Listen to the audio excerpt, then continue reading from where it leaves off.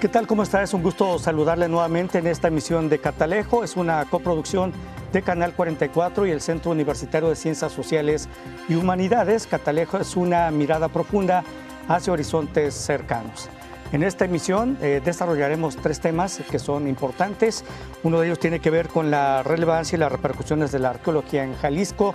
¿Cuántos sitios arqueológicos hay en Jalisco? De este tema hablaremos. Todo lo que está haciendo la Universidad de Guadalajara en este tema de la arqueología en la entidad. La crisis de Estados Unidos e Irán y finalmente el uso de las nuevas tecnologías de la información y la comunicación, las TICs, cómo las están usando los mexicanos. De ello hablaremos en esta emisión. Y para desarrollar el primer tema sobre la arqueología en la entidad, nos acompaña el doctor Otto Schönduwe.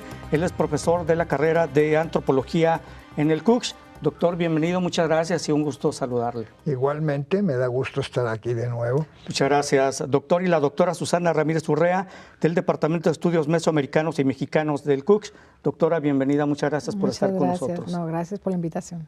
Pues yo de entrada quisiera preguntarles, porque todo el mundo entendemos, o cuando menos así nos lo han enseñado, incluso a veces que la arqueología o la antropología está ligada con pirámides y todos estos destinos que ahora muchos de ellos ya son turísticos. ¿Qué tan importante ha sido la arqueología en Jalisco? Y yo les preguntaba antes de comenzar esta emisión, ¿qué no vivieron culturas prehispánicas en esta zona del occidente para que hayan dejado vestigios como en otros estados del país? ¿Qué pasó en este tema de la arqueología, doctor? Bueno, la respuesta es que se llevan desarrollos un tanto diferentes.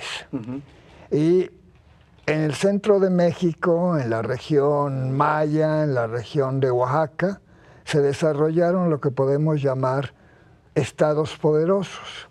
Aquí la gente, a mí me gusta usar el término, vivió más a la ranchera. Éramos más variados y también éramos igual de numerosos, pero no vivíamos realmente en verdaderas ciudades, sino vivíamos en aldeas y pueblos, y la mayoría de los restos están hechos a la medida de estas sociedades. Entonces, un señor de Tenochtitlan, un señor de Monte Albán, donde trabajó la doctora, pues tenían mano de obra para construir con piedra y demás. Aquí la mayoría de las casas se construyeron de materiales perecederos. Y también en ese sentido, pues yo les pregunto a mucha gente actual, ¿dónde estás más a gusto? ¿En una casa con techos de concreto y techos de, ¿cómo se llama esto? De asbesto, o en una choza con un techo propio para el clima? Y pues yo digo que estás más a gusto. Por supuesto que en la choza, ¿no? ¿Sí? Quiere decir entonces, doctora, que con base a esto que señala que fueron estas pequeñas aldeas y pueblos realizados con materiales perecederos, pues todos estos pueblos desaparecieron prácticamente, por eso no podemos encontrar vestigios. ¿Sería esta una respuesta? No podemos encontrar los grandes vestigios de los sitios que llaman en otros lugares sitios monumentales. Okay. Pero tenemos que cuidar que muchos de estos vestigios son bastante perecederos. Entonces son chozas, la mayoría de ellos, de muros de carrizo, barro apelmazado y a veces cimientos de piedra. Entonces nada más encontramos los lineamientos. Ahorita están muy de moda las llamadas pirámides de los Huachimontones. Pero póngase usted a ver, por ejemplo, el Palacio del Gobernador en Yucatán, con piedra cortada y cincelada, y la planeación, que es importante, del sitio de los Huachimontones, que simplemente es piedra acomodada sin cincelar, ¿no? Sin tallar. Y tallar. Así es. Doctora, ¿qué nos comentas?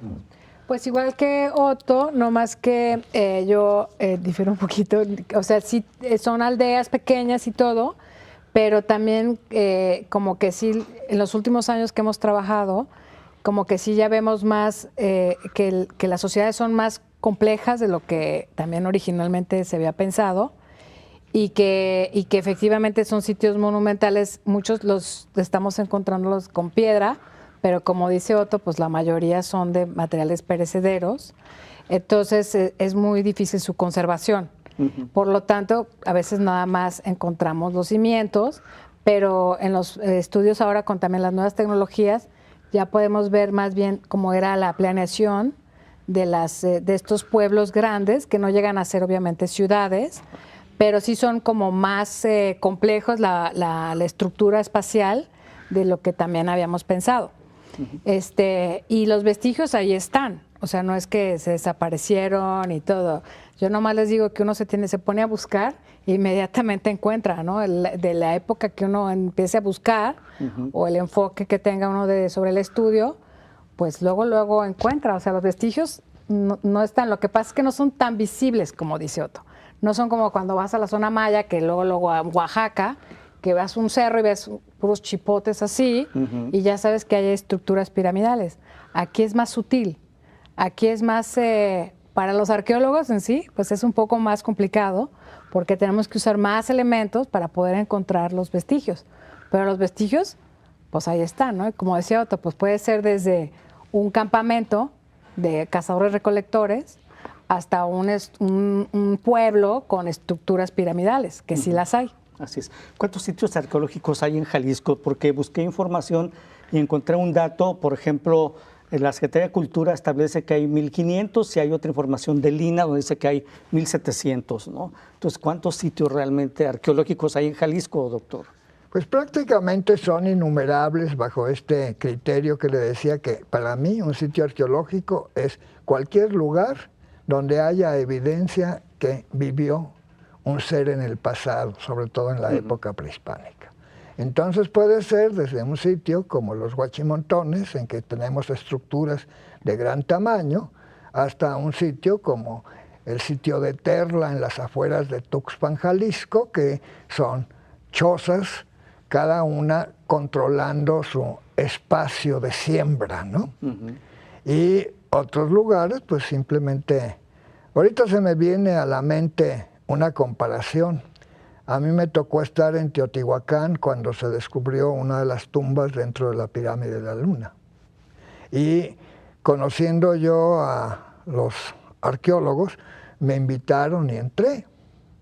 Entré arrastrándome por un túnel que habían hecho. Y al mismo tiempo, más o menos, se descubrió la tumba de Huitzilapa, ¿no?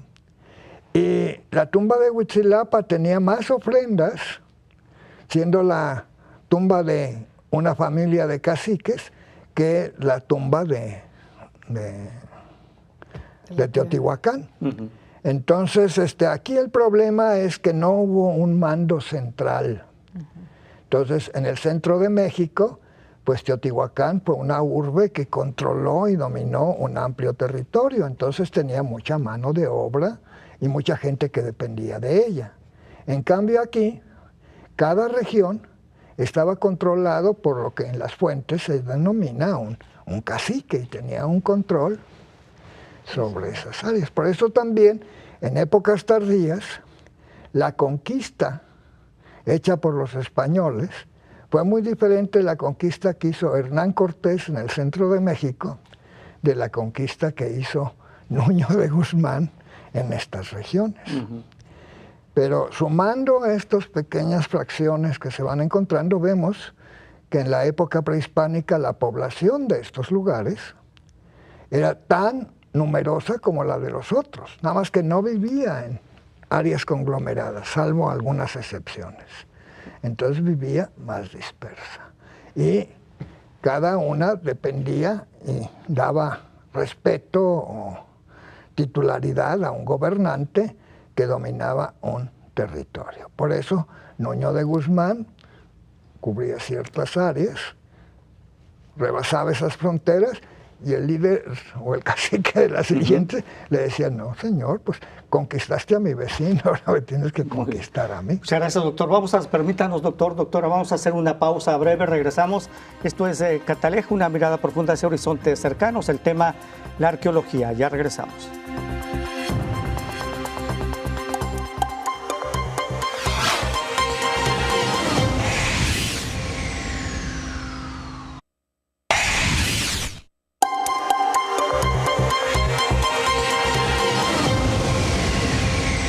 En el marco de la edición 33 de la Feria Internacional del Libro, con la India como país invitado, se emprendió un fantástico viaje de las Indias Orientales a las Indias Occidentales en el 21º Coloquio de Historia, en el que se reflexionó sobre México y la India, territorios imaginados a partir de ideas de lejanía, exotismo, barbarie y abundancia.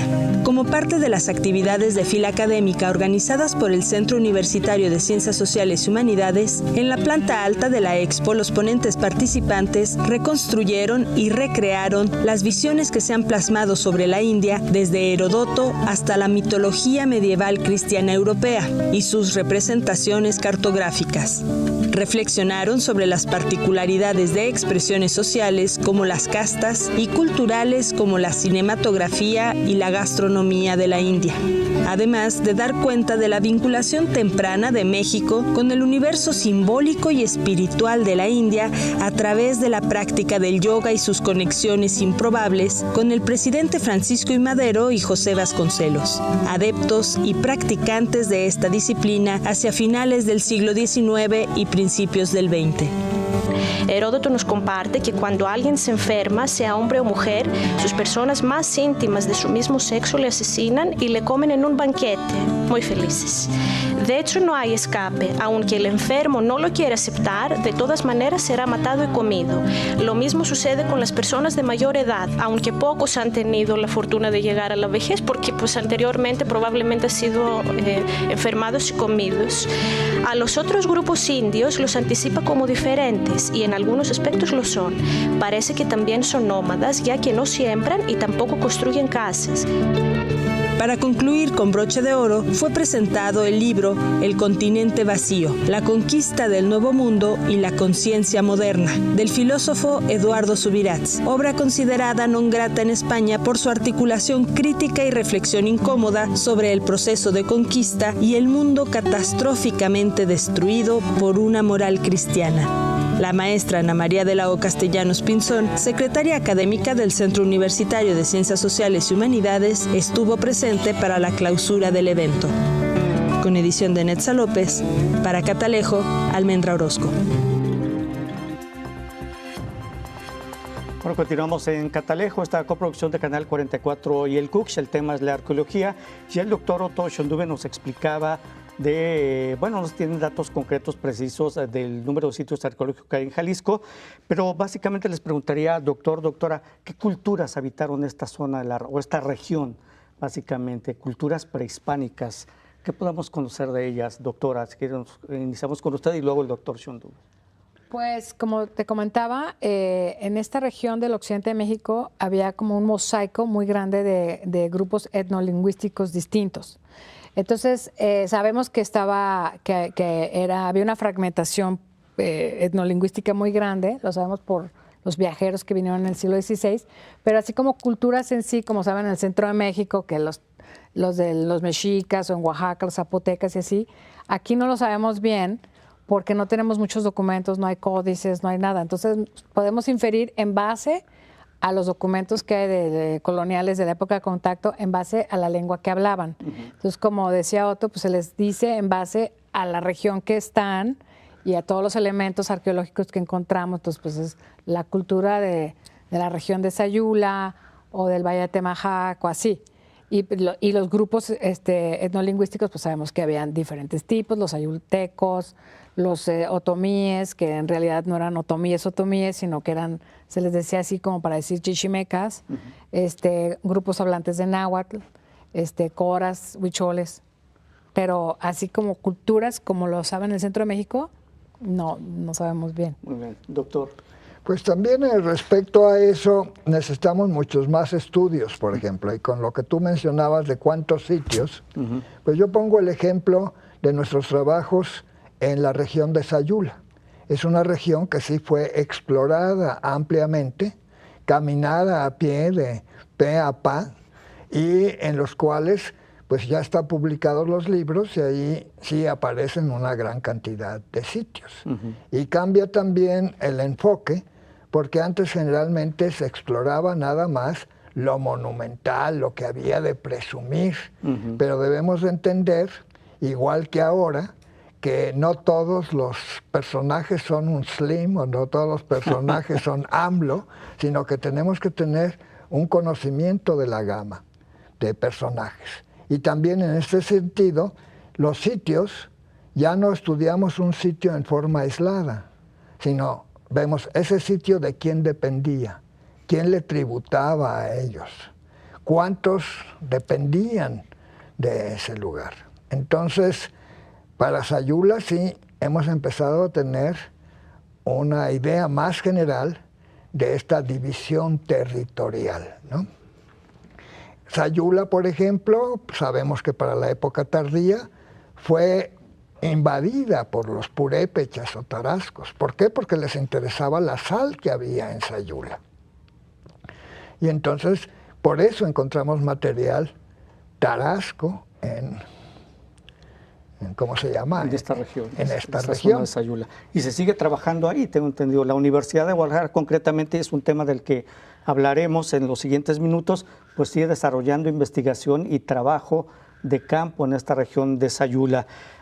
Básicamente, doctora, si quiere entrar en este tema, bueno, porque conocemos únicamente, cuando menos en zona metropolitana, el sitio del Ixtépetl, los Huachimontones, decimos, son todas las zonas arqueológicas, pero hay más en Sayula, por ejemplo. Hay muchísimas. Pues nada más en Sayula tenemos 183 sitios registrados en lo que es la región de la Cuenca. Nos falta acabar de trabajar toda la parte del Valle de Tecuitetlán, toda esa parte. Y más los que registró Kelly en la región de Zacualco, que son cuencas vecinas, pero culturalmente hablando más o menos lo mismo. Y no, pues está, o sea, hay muchísimos sitios. Y la universidad tenemos 29 años trabajando en Sayula. 29 años. El proyecto inició en 1990 con Otto, como codirector con un equipo francés que vino antes Orstom, ahora IRD, y el INA. Era un proyecto tripartita y bueno, después los franceses se van y hacemos una segunda etapa, INA y UDG, y luego se hizo una tercera etapa, INA, UDG también, y ahorita estamos empezando a trabajar para empezar una cuarta etapa, en donde hemos siempre participado investigadores de la Universidad de Guadalajara y Otto del INA. Y con otros colegas que hemos trabajado de otras universidades. Ahora, ¿en qué consiste cada etapa? ¿Qué trabajo realizan en cada de estas etapas? La primera fue un reconocimiento general del área, que eso es, como dicen los mexicanos, o como decimos los mexicanos, leer un friego. ¿Quién ha escrito sobre esta región? La segunda es empezar a ver el área desde otros puntos de vista, entre ellos las fotografías aéreas de la región para tratar de ubicar los restos y por ejemplo en Sayula encontramos la existencia de antiguas calzadas que hicieron los indios para cruzar el área de Sayula. Encontramos también a veces restos o visión de construcciones, pero eso es más difícil. Y también usamos visiones satelitales, que muchas veces la gente cree que son fotografías, pero no, es un programa que ya son sensores remotos y usamos un satélite francés para eso. Entonces, le podemos decir, usando los programas, dinos qué áreas son húmedas, qué áreas son más salinas, qué áreas son esto, y entonces vamos viendo cómo se involucran una con otra. Entonces, eso fue primero, lecturas y ver desde el aire o desde fuera. Y después caminar mucho. Y una de las cuestiones que hizo la creación de este laboratorio de antropología, ahora centro, fue también de que a ese estudio convergieran no solamente arqueólogos, sino convergieran historiadores, convergieran geólogos, convergieran lingüistas, y todos nosotros nos reuníamos conformando mesas redondas o centros de plática y también intercambio de nuestra comunicación con los pobladores de la región. Y así vienen ya los planos, ya nosotros tenemos 2 obras hechas por la universidad y por los franceses en conjunto, que narran nuestros descubrimientos en esa zona. Muy bien. Doctor, permítanos, doctora, una nueva pausa. Regresamos. Esto es Catalejo, el tema es la arqueología. Y en el siguiente bloque nos hablarán precisamente de los trabajos de esta cuarta etapa, qué se está desarrollando y qué es lo que se pretende lograr en estos trabajos de investigación y trabajos de campo. Regresamos después de este corte breve.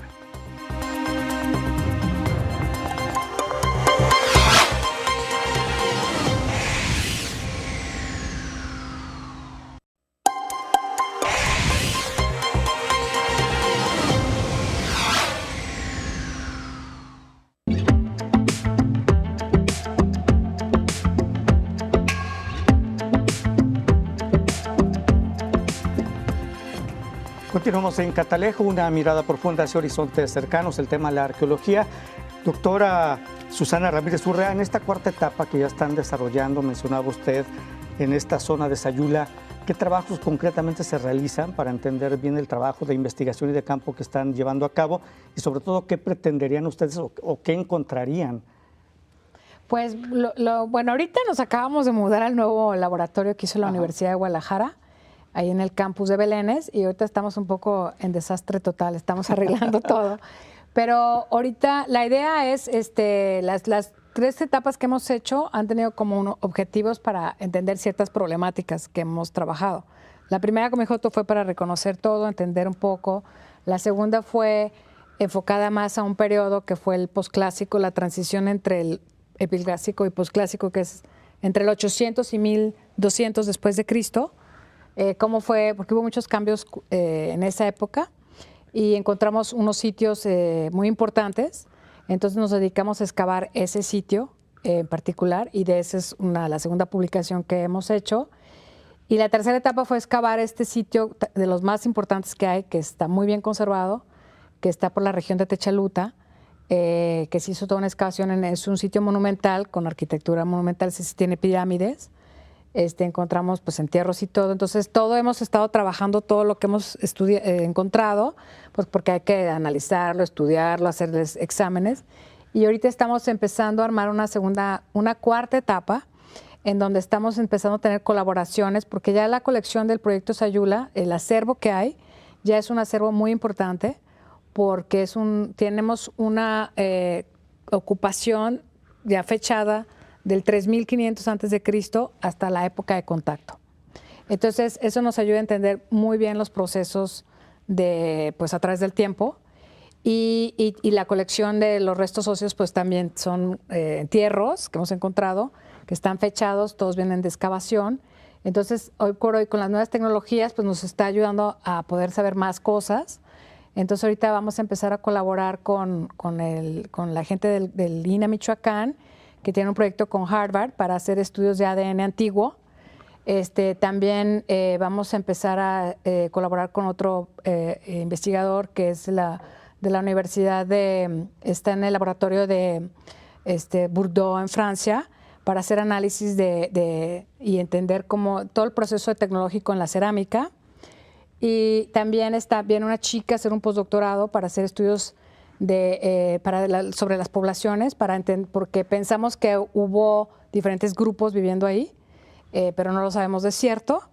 Entonces, entonces estamos haciendo todo esto y estamos armando un proyecto nuevo, o sea, una cuarta etapa en donde vamos a trabajar ya más específicamente otras problemáticas o periodos que no entendemos bien, como por ejemplo, casi no conocemos nada de la parte de los primeros pobladores.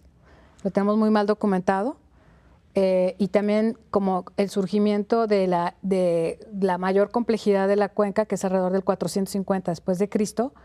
Ese periodo no entendemos bien las bases, o sea, no sabemos bien cómo de tumbas de Tiro tenemos centros ceremoniales y con arquitectura. Entonces, ese periodo lo tenemos mal documentado. Entonces, yo creo que, y seguir trabajando pues el posclásico, que antes se pensaba que no había nada y pues resulta que hay mucho, cada vez hay más. Tenemos más evidencia y como te decía, tenemos colegas que están trabajando áreas regionales y eso porque no nada más es Sayula, también está Mascota, en Puerto Vallarta también está desarrollando investigación y trabajos de campo, doctor. Es cuestión también de tiempo y personal. Y ahora sabemos que desgraciadamente la cuestión también tiempo y personal depende de presupuestos que están muy al altibajo. Entonces el proyecto Sayula tuvo la gran ventaja de esta participación de la universidad, de la institución por la que yo también laboro, que es el INA, y de este grupo francés. El caso de mascota y otras cosas, pues ahí ha trabajado Joseph Monjoy y el área es totalmente distinta en el sentido de vegetación y demás. Ahorita el área del sur, de la región de Mascota, de la región de Cusalapa y demás, está cambiando mucho por las nuevas tecnologías de explotación del campo. Entonces queremos meter mano antes de que las nuevas tecnologías nos borren las evidencias de las viejas formas de vida. Que luego se ocurrió aquí en zona metropolitana, ¿no? En muchos sitios arqueológicos que han sido prácticamente borrados. Y también porque nuestro gobierno ya está cambiando también eso. Generalmente lo que buscaba de la arqueología era pirámides para mostrar a los turistas. Entonces, como yo les digo a mis alumnos, si tú quieres conocer una población, no estudias nada más a los banqueros, estudias a los rancheros, estudias a los agricultores, y en la región de Sayula, pues una de las cosas importantes fue estudiar las inhumaciones, los entierros. Entonces ahí entraron los antropólogos físicos. Y entonces vemos que muchas de las transformaciones no pueden darse por una evolución local de la población, sino implica invasiones de gente foránea. Un trabajo que hizo la doctora recientemente sobre un área que después se descubrió, de que de repente la región de Sayula fue de interés para una gente que nosotros llamamos la tradición Cojumatlán, la tradición Aztatlán, de que vinieron para implantarse también aquí, sacar riquezas de aquí y comerciarlas con otros lugares. Entonces todo es, otra compañera nuestra hizo una tesis donde nos habla de las fallas de tipo de sanidad que se daban en esa época. Nosotros ahorita pues sufrimos nuestros dolores con las técnicas modernas, pero al ver determinados cráneos y determinados huesos, pues sabemos qué era lo que afectaba a estas gentes y cómo lo aguantaban, ¿no? Entonces todo eso nos ayuda mucho. La tesis premiada por el INA fue sobre los males de las poblaciones prehispánicas de la región de Atoyac, ¿no? Entonces ahí es donde entran los estudios de los antropólogos físicos, donde entran los estudios de la actual directora de nuestro centro de la universidad, que es la doctora Rosa Yáñez. Yáñez, que es lingüista. Y en total es que debemos de ir entreverando información de distintas fuentes. Si yo quiero saber de usted, pues no solamente lo tengo que estudiar aquí, en este lugar, sino tengo que ir a su casa, tengo que ver cómo es su familia, y entonces puedo dar un panorama más amplio de usted, si no, lo hago muy limitado. Por supuesto, y por lo que mencionan, nos queda un minuto básicamente, todavía queda mucho por investigar en Jalisco en temas de arqueología, ¿no? Queda todo. O sea, realmente el avance, como decía Otto, el problema es que siempre hemos tenido problemas de presupuesto, porque como aquí no es tan vistoso, entonces dicen que aquí no hay nada.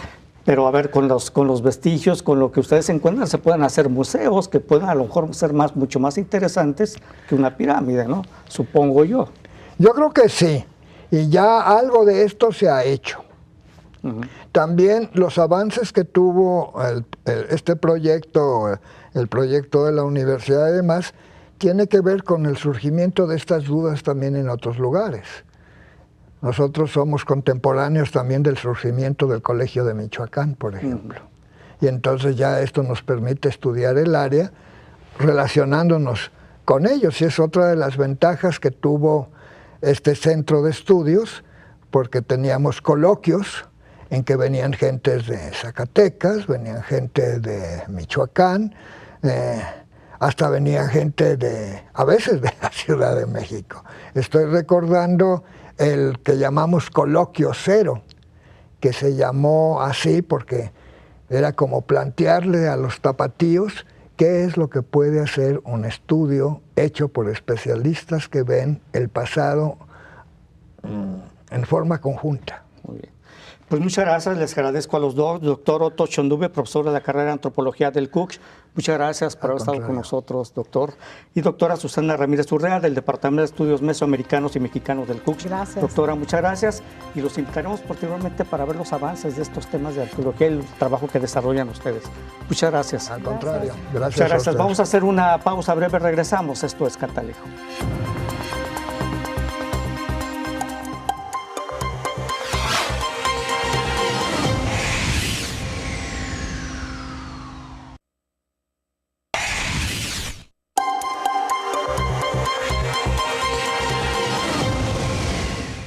En el marco de la Fila Académica 2019, coordinada por el Centro Universitario de Ciencias Sociales y Humanidades, fueron evocadas en un salón a tope las enseñanzas filosóficas de Mahatma Gandhi, importante pensador político contemporáneo.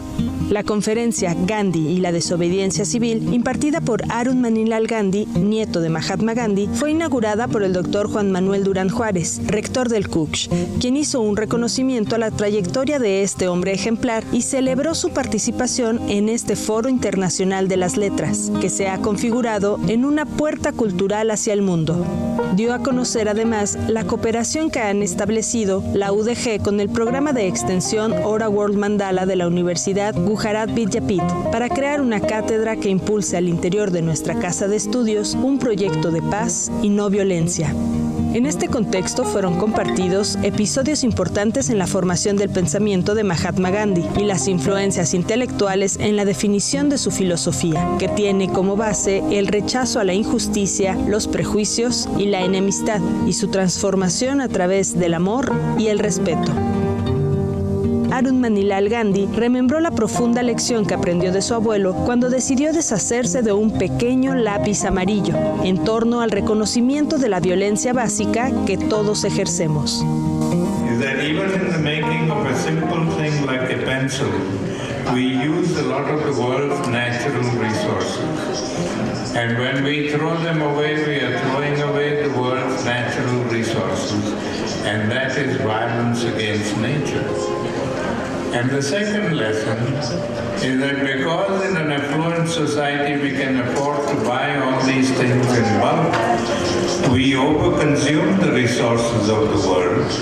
And because we overconsume them, we are depriving people elsewhere of these resources, and they have to live in poverty. And that is violence against humanity. Con edición de Netza López, para Catalejo, Almendra Orozco. Bueno, continuamos en Catalejo, coproducción de Canal 44 y el CUCSH. Recientemente en este año 2020, durante los primeros días, las primeras semanas, Estados Unidos pues comenzó prácticamente abatiendo a un militar extranjero por primera vez desde la Segunda Guerra Mundial. De hecho, se trata del general Qasem Soleimani, y bueno, esto desató un clima de preocupación a nivel mundial. Para hablar de este tema nos acompaña el doctor Jaime Tamayo, jefe del Departamento de Estudios sobre Movimientos Sociales del CUCSH. Doctor, bienvenido, gracias por estar con nosotros. Muchas gracias, Toño, un gusto estar aquí contigo. Bueno, doctor, y además casi de manera simultánea también se da el trágico costo, obviamente dijeron que no intencional, de este avión derribado por Irán, ¿no? Un avión de pasajeros ucraniano con 176 personas a bordo. Cuando ocurrió esto, pues la verdad es que yo dije, pues ahora sí que va a pasar, ¿no? ¿Qué nos comenta esta crisis Irán-Estados Unidos? Bueno, mira, en realidad la crisis viene desde prácticamente desde la revolución de Khomeini, o lo que se conoce pues como la revolución de los ayatolás, que derribó al gobierno de la monarquía del Shah de Irán, Mohammad Reza Pahlavi, pero ha tenido sus altibajos. En aquel momento, poco después, este personaje muy vinculado a los Estados Unidos, pues la reacción del pueblo fue muy anti-norteamericana, muy anti-yanqui, se toma la embajada y ahí se genera una situación crítica que Carter, con mucha prudencia, digamos, no violentó, porque se hablaba de la posibilidad de invadir Irán, e incluso hubo un intento, bueno, de desalojar a los que estaban detenidos o retenidos en la embajada, entre ellos pues varios agentes de inteligencia gringos encubiertos, y en esta ocasión fueron saboteados por los propios militares norteamericanos para desprestigiar las posiciones de Carter, que en ese sentido era más bien pacifista. Pero decía, hay una serie de altibajos, pero la relación con Irán ha sido muy dura. Con Obama se llegó a un acuerdo inicial para dejar de sancionar o de estar, digamos, prácticamente bloqueando la economía iraní, con la acusación de que estaba enriqueciendo uranio y que pudiera tener plantas nucleares, que en un principio Irán las tenía, evidentemente, como los tiene México y como las tiene incluso el Emiratos Árabes o cualquier otro de los pequeños países de la zona, para la producción de energía. Pero decían, es que Irán puede producir después armas nucleares. Rusia en aquel tiempo intervino para decir, yo puedo vigilar que no se pase de cierto porcentaje de enriquecimiento, y aún así, bueno, no se aceptó. Después ya hubo un acuerdo con Obama que incluyó a varios países de Europa, y la propia China y la propia Rusia, ¿no? Y esto bajó de alguna manera la presión. Cuando llega Trump, pues sabemos que llegó tratando de desmarcarse de todo lo que había hecho Obama, y de hecho desmantelando lo que había hecho Obama en todos los sentidos, desde, por ejemplo, en el caso de los estudiantes llamados soñadores, ¿no? Migrantes. El Obamacare, el Obamacare en salud, y por supuesto el elemento más importante que toma a nivel de política internacional pues es Irán. Entonces Irán se convierte como en el gran enemigo de Estados Unidos en el lenguaje de Trump, y empieza, por desconocer ese acuerdo de manera totalmente unilateral, Trump se caracteriza por no respetar de ninguna manera las leyes, mucho menos las internacionales, pero incluso las internas. Siempre es muy marrullero, es un empresario que ha hecho su riqueza precisamente a partir de la especulación y del manejo sucio incluso de los propios, de los propios recursos legales, ¿no? Ha declarado quiebras fraudulentas, pero que las ha sabido manejar para no ser acusado precisamente de fraude, y de esa manera se ha enriquecido aún más, sobre todo en el terreno inmobiliario. Y doctor, en este tema básicamente de Irán, digamos que el tema fue otro, tiene un trasfondo político electoral, y sobre todo desviar la atención del impeachment. Así es, en este caso concreto, ya trayendo a Irán en la mira, porque Corea del Norte pues lo quiso manejar al revés, como el que era capaz de pactar con Corea, aunque hemos visto que no ha sido más que para tomarse fotos, no ha resuelto nada, pero en Irán era al revés. Irán se convierte en el objetivo, digamos, de Trump. Pero aquí señalaría un elemento interesante. Trump, que tiene mucho de un discurso a veces cercano al nazismo, ¿sí? Además de alguna vez, de hecho pues, se llama Adolfo Trump, ¿no? Este señor, sin embargo, no ha hecho ninguna guerra nueva. Bush dejó 3 guerras que Obama heredó y que no acabó, que se había comprometido a acabarlas. La de Afganistán, la de Irán, perdón, la de Irak y la de Somalia. Y creó 3 nuevas guerras. Si hubiera ganado la señora Hilton, ahorita tendríamos 12 guerras seguramente, ¿verdad? Porque tenía un espíritu criminal terrible.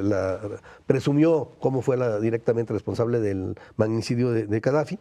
Pero Trump, contra lo que se pueda pensar, no ha creado una sola guerra. Pareciera que en esta ocasión quiso provocar una guerra con Irán. ¿Por qué? Porque se da en el proceso del juicio político. Y entonces esto hubiera sido una cobertura en la que se conoció la reacción, por ejemplo, del pueblo yanqui, cuando las famosas Torres Gemelas, que cada vez queda más claro que fue un montaje, que le permitió a Bush distraer la atención cuando 2 días después salen los resultados de la Universidad de California sobre el fraude electoral en Florida, que había determinado el triunfo supuestamente de Bush para la presidencia. Hubiera significado su caída. Pero 2 días antes eso provoca que todos se unifiquen y que el propio Al Gore salga a decir, en este momento hay que estar alrededor del presidente porque tenemos un enemigo común y yo no voy a señalar nada.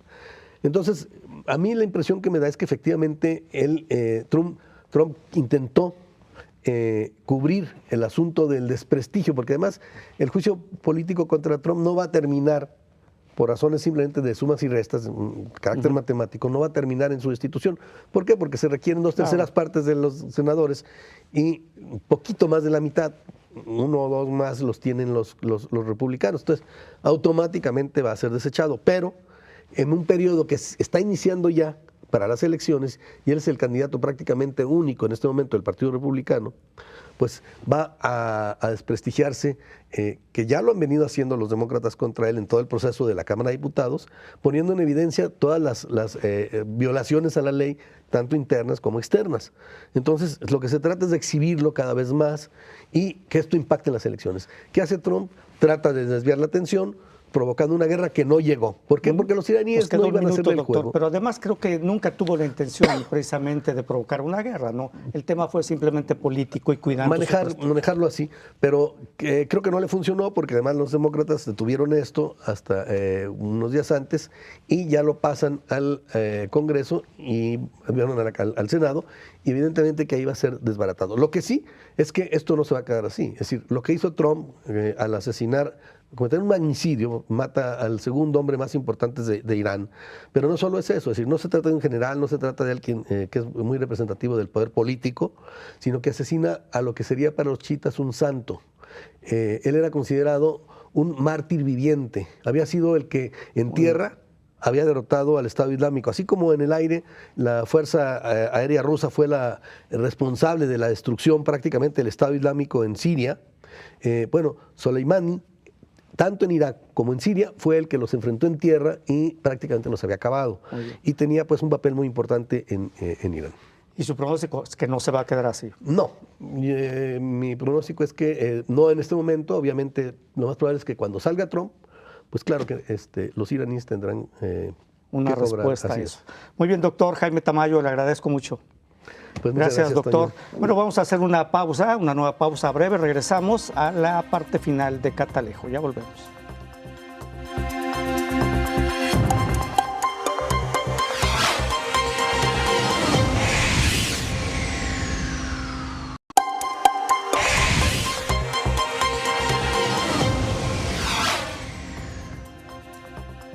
Continuamos en Catalejo. Mire, recientemente se dieron a conocer 2 documentos muy importantes sobre el uso que dan los mexicanos a las nuevas tecnologías de la información y la comunicación, las famosas TIC. Uno tiene que ver con la ENDUTI, que realiza el INEGI, y también el Instituto Federal de Telecomunicaciones dio a conocer la Encuesta Nacional de Consumo de Contenidos Audiovisuales. Para ello, para hablar de este tema, nos acompaña el doctor Francisco Hernández Lomelí, profesor investigador del Departamento de Estudios de la Comunicación Social del CUCH. Doctor, bienvenido, gracias por estar con nosotros. Encantado, Antonio. Doctor, ¿qué te revelan estos nuevos estudios, documentos recientes que dan a conocer estos 2 organismos, el IFT y el INEGI?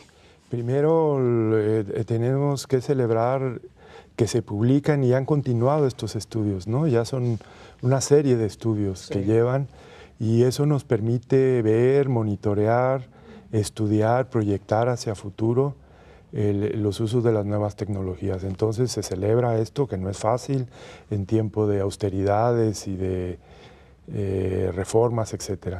Y los datos son en algunos reveladores, en el sentido que confirman tendencias ya históricas que se han dado en muchos años, y las nuevas posibilidades y los nuevos usos de las tecnologías. Básicamente yo te quería comentar, el estudio que da a conocer el IFT es muy revelador, lo que tú señalas, que siempre se ha registrado a lo largo de la historia y desde que se han hecho mediciones de este tipo, porque el estudio del IFT revela que porque el consumo de canales, sobre todo de televisión abierta, se sigue incrementando contrariamente a lo que podríamos pensar. 72%, los géneros más vistos son noticiarios, películas y telenovelas. ¿Qué indica esto? Sí, primero que, y tú lo sabes muy bien, se ha querido matar a la televisión abierta, ¿no? La gratis, desde hace muchos años, 10, que ya se murió la televisión y que ya nadie la ve. Y no, lo que nos muestran las encuestas es que sigue siendo el medio de comunicación, de información y de entretenimiento por excelencia. Es decir, la mayoría de los mexicanos se entretienen y se informan por la televisión abierta. Esto es revelador, y aunque nos van a perdonar nuestros amigos los millennials, todavía Internet, YouTube, redes sociales y todo eso no alcanza los niveles de satisfacción y de uso que tiene la televisión viejita, ¿no? Y los niveles de audiencia. Así es. Y sobre todo, pero básicamente quienes, tú haces referencia a los amigos millennials, básicamente quienes contratan televisión bajo demanda, por ejemplo los canales de pago, pues lo hacen únicamente para ver series o para películas que no pueden ver en televisión abierta. Pero lo que tú señalas es importante, ¿no? La gente todavía en este país sigue prefiriendo la televisión abierta, ¿no? Sí, y tiene que ver por muchas razones. Uno, que sigue siendo gratuita, entre comillas gratuita, ¿no? Es decir, compras el televisor, sintonizas y puedes verla sin una cuota extra. Todas las demás plataformas hay que pagar para acceder. Incluso alguien puede decir, mis alumnos siempre dicen, sí, pero YouTube es gratis. Sí, pero necesitas internet. ¿Quién te paga internet para poderte conectar, ¿no? Entonces, en ese sentido, la televisión abierta sigue siendo gratis. Y esto se combina también con la encuesta del acceso a internet. En México todavía no está regularizado ni ha alcanzado el 95% de cobertura como tiene Corea del Sur o los países nórdicos. Entonces en México andamos, según la encuesta, más o menos en el 60% de los mexicanos. Y del INEGI señala casi un 60% de acceso a internet. Tenemos acceso a internet, ¿no? Pero ¿qué pasa con el 40%? Es decir, más de 40 millones de mexicanos. Su entretenimiento básico y casi único y combinado con la radio sigue siendo la televisión abierta. Sí, y sobre todo ese es el indicativo de que cuando menos la autoridad federal debe trabajar en acortar esta brecha digital, ¿no? Entre quienes tienen acceso y quienes no tienen, y que se refleja básicamente con zonas urbanas y zonas rurales. En las zonas rurales el internet es prácticamente inaccesible, ¿no? Sí, en zonas urbanas, aquí en Guadalajara, Zapopan, la parte norte de Zapopan, tenemos registros que el uso de internet lo tiene más del 75% de la población, es decir, a nivel de cualquier país europeo, por ejemplo. Sí, pero en el mismo municipio de Zapopan, si nos vamos a las regiones más desfavorecidas, tenemos de menos del 35% de acceso a internet. O sea que en el mismo municipio de Zapopan es muy desigual. Hay esos contrastes. Hay esos contrastes, y ahora imagínate el país entero, ¿no? Sí. Tiene esos contrastes. Un dato nada más lo que señalas, doctor, de que la televisión abierta sigue siendo gratuita y por qué la gente sigue prefiriéndola, sobre todo por los canales de paga o la televisión bajo demanda o por internet, por ejemplo. Los canales exclusivos de televisión de paga vistos por las personas encuestadas descendieron el 21%, mientras que el consumo de contenidos por demanda registró un 46%, nada más, ¿no? Ahí está un dato revelador, porque eso cuesta y si no hay acceso a internet no puedes accesar a esto, ¿no? Así es, entonces tiene que ver además las series, las plataformas. Estamos ahora posiblemente todavía en su ascenso, ¿no? Pero va a llegar un momento en que se estabilice y que incluso empiece a bajar. La televisión, tenemos 60 años de televisión en México, entonces ya la conocemos muy bien. Tiene una curva, la habíamos descartado, insisto, y sigue siendo el entretenimiento, la reina. Así es. Y nada más el dato que mencionabas, y la gente que contrata televisión de paga lo hace no para ver los canales de otros países o otras producciones, lo hace para ver los canales de televisión abierta, que eso es dato aún más revelador, ¿no? El 10% de la gente que entrevistaron, encuestada, utilizada en la muestra, que tiene cable, afirmó que contrató el cable para ver los canales abiertos de televisión. Imagínate. ¿no?